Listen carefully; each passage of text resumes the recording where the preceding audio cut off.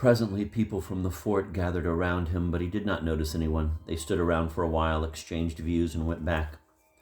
I had the money for the sheep placed next to him. He never touched it, but remained lying on his face, as if he were dead. Would you believe it? He lay like that until late at night, and the whole night through. Then next morning he came to the fort and asked to be told who the thief was. The sentry, who had seen Azamat untie the horse and gallop away on it, did not deem it necessary to conceal the truth. At the mention of that name, Kazbich's eyes flashed, and he set off for the village where Azamat's father lived. And what did the father do? That's just it. Kazbich did not find him. He was away somewhere, for 6 days or so. How else could Azamat have succeeded in carrying off his sister? When the father got back, there was neither son nor daughter, the sly boots. He realized perfectly well he would lose his life if he got caught. So he vanished there and then. Must have joined some gang of abreks and laid down his reckless head on the Russian side of the Terek, or of the Kuban. Serves him right, too. I must confess that I also got my share of trouble. As soon as I discovered that the Circassian girl was at Pechorin's quarters, I put on my epaulettes and my sword and went to him. He lay on his bed in the front room with one hand under his head, and the other he held a pipe that had gone out. The door leading to the second room was locked, and the key was not in the keyhole. All this I noticed at once. I began to clear my throat and tap the threshold with my heel, but he pretended not to hear. "Ensign," I said, as sternly as I could. "Don't you see that I am here?" "Oh, hello, Maxim Maximich. Want a pipe?" he answered without getting up. "I beg your pardon, I am not Maxim Maximich. I'm junior captain to you." "Makes no difference. How about some tea? If you only knew what a worry torments me." "I know everything," I answered, walking up to the bed. "So much the better. I am not in a mood to relate." "Ensign, you have committed an offense for which I, too, may be held responsible. Oh, come, where's the harm? We've long shared everything, haven't we? It's no time for joking. Your sword, if you please." "Mitka, my sword." Mitka brought the sword. Having fulfilled my duty, I sat down beside him on the bed and said, "Look here, Grigory Alexandrovich, you must admit that it was not a nice thing to do." "What wasn't?" "Why, you're carrying off Bela." That blackguard Azamat. "Come on, own up," I said to him. "Suppose I like her?" "Well, what could one say to that?" I was nonplussed. However, after silence, I told him that if the father demanded her back, it would be necessary to return her. "Not at all necessary." "But if he finds out she is here, how will he find out?" I was again nonplussed. "Look here, Maxim Maximich," said Pechorin, raising himself. "You're a kind man, aren't you? Now, if we give his daughter back to that savage, he'll either slit her throat or sell her. What's done is done. Let's not go out of our way to make things worse than they are. Let me keep Bela, and you keep my sword." "You can at least show her to me," I said. "She's behind that door, but I myself have tried in vain to see her today. Keeps sitting in a corner, wrapped up in her veil. Neither speaks nor looks at one, shy as a wild gazelle. I've hired the wife of our innkeeper. She can speak Tatar and will take care of Bela and accustom her to the idea that she is mine. For she won't belong to anybody but me," he added, hitting the table with his fist. I agreed to this too. What would you have me do? There are some people with whom you just must agree. "And what happened?" I asked Maxim Maximich. "Did he actually tame her? Or did she pine away in captivity from homesickness?"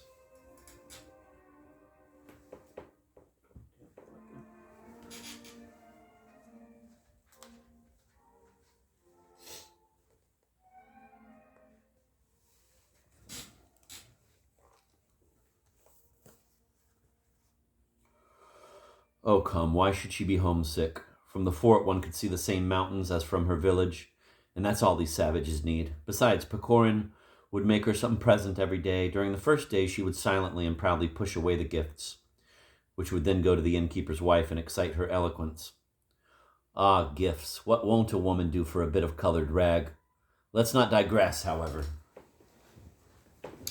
For a long time, Pechorin wasted his efforts on her. Meanwhile, he was learning Tatar, and she was beginning to understand Russian. Little by little, she got used to looking at him, at first from under her brows, askance, and she would be sad and softly hum her songs, so that at times I would get sad myself as I listened to her from the adjoining room.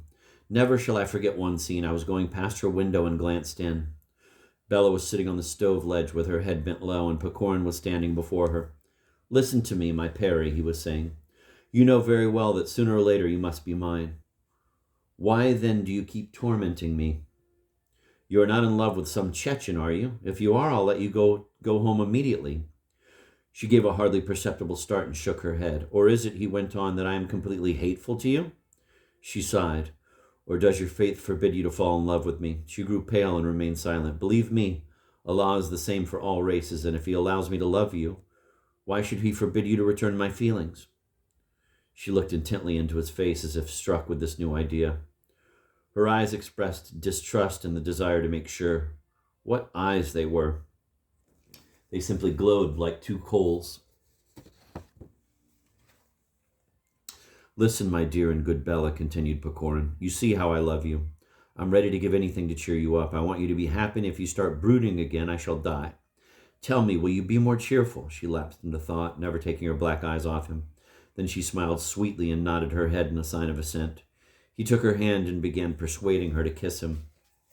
She weakly defended herself and only repeated in broken Russian, "Please, please, don't." He insisted.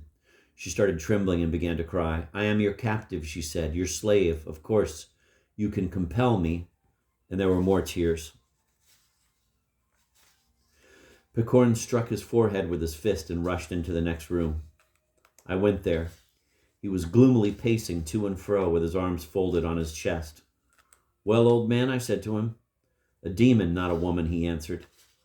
"Only I give you my word of honor that she will be mine." I shook my head. "Would you like to bet?" he said. "In a week's time." Agreed. We shook hands on it and parted. The first thing he did next day was to dispatch an express messenger to Kislyar to make various purchases. Quantities of various Persian fabrics, too many to enumerate, were brought back. "What do you think, Maxim Maximitch?" he said to me as he showed me the presents. "Could an Asiatic belle withstand such an array?" "You don't know these Circassian girls," I replied. "It is not at all the same thing as the Georgian girls or the Transcaucasian Tatar girls. Not at all the same thing. These have their own rules. They were brought up differently." Pecorin smiled and began to whistle a march. And it turned out I was right. The presents produced only half the desired effect. She became sweeter, more trusting, but that was all. So he decided to try a final resource. One morning he ordered his horse to be saddled, put on Circassian dress, armed himself, and went to her. "Bela," he said, "you know how I love you. I dared to carry you off, thinking that when you got to know me, you would love me. I have made a mistake. Farewell. Remain in complete possession of everything I own. If you like, go back to your father. You are free. I am guilty before you, and must punish myself. Farewell. I am going where? How should I know? Perchance I shall not be long running after a bullet or a sword blow. Remember me then, and forgive me." He turned away and extended his hand in farewell. She did not take his hand. She was silent. But as I stood behind the door, I could distinguish her face through the chink, and I felt sorry. Such a deathly pallor had spread over that sweet little face. Hearing no answer, Pecorin took a few steps toward the door. He was trembling, and shall I tell you? I think he was really capable of carrying out what he had spoken of in jest. That was the kind of man he was, the Lord knows. But barely had he touched the door than she jumped up, burst into sobs, and threw herself on his neck. Would you believe it? As I stood behind the door, I, too, began to cry. I mean, it was not really crying. It was just, oh, silliness. The junior captain paused. "Yes, I must admit," he said after a while, pulling at his mustache, "it vexed me to think that no woman ever loved me like that." "And did their happiness last long?" I asked. "Yes. She confessed to us that ever since the day she first saw Pecorin, he often appeared to her in dreams, and that no man had ever made such an impression on her before. Yes, they were happy." "How dull!" I exclaimed involuntarily. Indeed, I had expected a tragic denouement, and all of a sudden my hopes had been deceived so unexpectedly. "Is it possible," I went on, "that the father did not suspect you had her in the fortress?"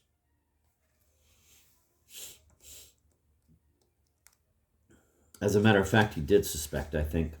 A few days later, we learned that the old man had been killed. Here is how it happened. My attention was aroused again. "I should tell you that Kazbich imagined that Azamat had stolen his horse with the father's consent. This is, at least, what I conjecture. Well, there he was one day, waiting by the road a couple of miles beyond the village. The old man was riding home after a vain search for his daughter. His retainers had fallen behind. It was dusk. He was riding pensively at a walk, when suddenly Kazbich, like a cat, darted out of a bush, jumped onto his horse behind him, with a thrust of his dagger threw him to the ground, grabbed the reins, and was gone. Some of the retainers saw all this from a knoll. They dashed off after him, but could not catch up with him. He made up for the loss of his horse and avenged himself, I said, to elicit an opinion from my interlocutor. Of course, according to their standards, said the junior captain, he was completely in the right. I could not help being struck by the capacity of the Russian to adapt himself to the customs of that people among which he happens to be living.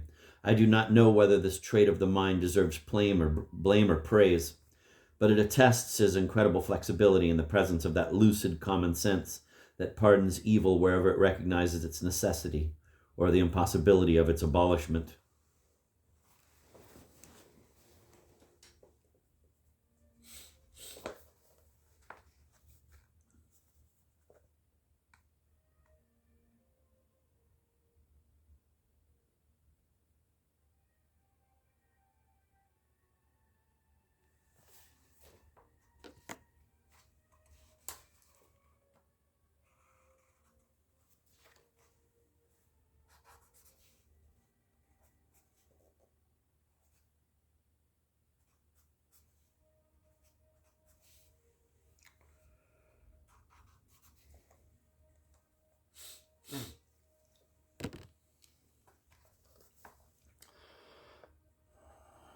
I'm going to read that sentence again because I liked it so much. I do not know whether this trait of the mind deserves blame or praise, but it attests to his incredible flexibility in the presence of that lucid common sense that pardons evil wherever it recognizes its necessity or the impossibility of its abolishment.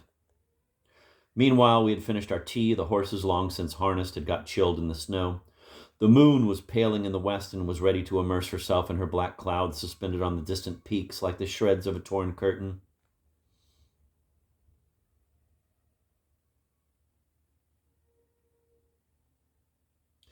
We left the hut. Contrary to my fellow traveler's prediction, the weather had cleared and promised us a serene morning. The dances of the stars were interlinked in wondrous patterns above the distant horizon and went out one by one, while the palish reflection of dawn flooded the dark violet vault, gradually illumining the steep slopes of the mountains covered with virgin snow. Right and left, gloomy and mysterious abysses yawned black, and thither glided the mists, whirling and winding, like snakes down the furrows of nearby cliffs, as if aware and afraid of the approach of day.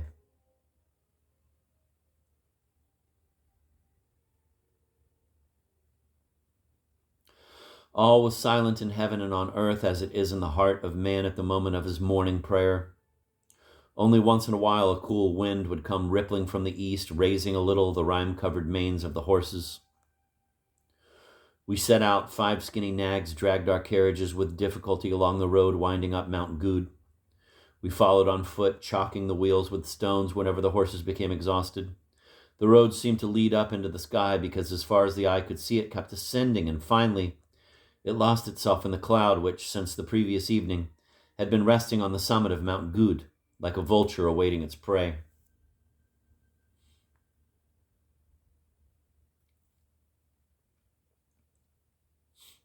The snow crunched underfoot. The air was becoming so rare that it was painful to breathe. The blood kept rushing to our heads every moment. But despite all this, a delightful kind of feeling spread along all my veins, and I felt somehow elated at being so far above the world. A childish feeling, no doubt, but on getting away from social conventions and coming closer to nature, we cannot help becoming children. All the things that have been acquired are shed by the soul, and it becomes again as it once was, and as it is surely to be again some day. He who, like me, has had occasion to wander over wild mountains and scrutinize for a long time their fantastic shapes and avidly swallow the vivifying air pervading their gorges, will certainly understand my desire to render, to relate, to paint those magical images. Finally, we got to the top of Mount Good, stopped and looked around us. Upon it hung the gray cloud whose cold breath threatened us with a gathering storm. But everything was so limpid and golden bright in the east that we, that is to say the junior captain and I, completely forgot that cloud. Yes, the junior captain too, in simple hearts the sense of the beauty and grandeur of nature is 100 times stronger and more vivid than it is in us, enthusiastic tellers of tales, oral or written.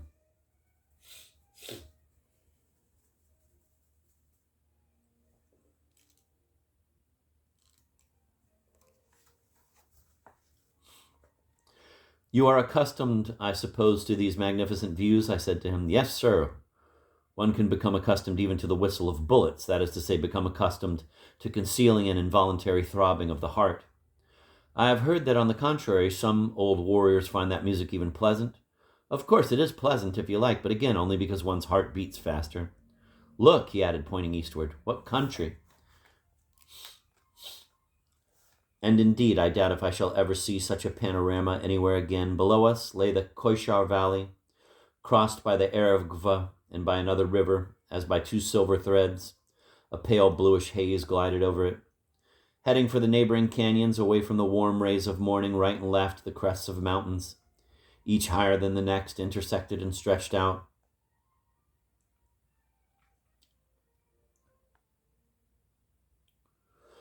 Covered with snow or shrubs, in the distance more mountains, but no two cliffs were alike, and all these snows burned with a ruddy glow, so merrily, so brightly, that it made one wonder why one should not stay here forever. The sun peeped from behind a dark blue mountain, which only a practiced eye could have distinguished from a storm cloud. But above the sun there was a blood-red band, to which my companion paid particular attention. I told you, he exclaimed, that we'd have some nasty weather tonight. We've got to hurry, or else it may well catch us on the mountain of the cross. Get going, he shouted to the drivers.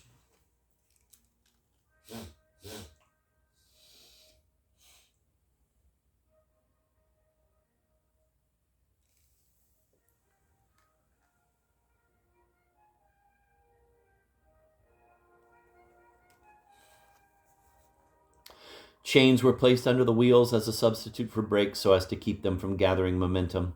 The horses were held by the bridle, and we began to descend. On the right was the cliff, on the left, such a precipice that a whole hamlet of Ossetians dwelling at its bottom looked like a swallow's nest. I shudder to think that often here in the dead of night along this road, where there is not room enough for two carriages to pass each other, some courier drives a dozen times a year without getting out of his jolting vehicle.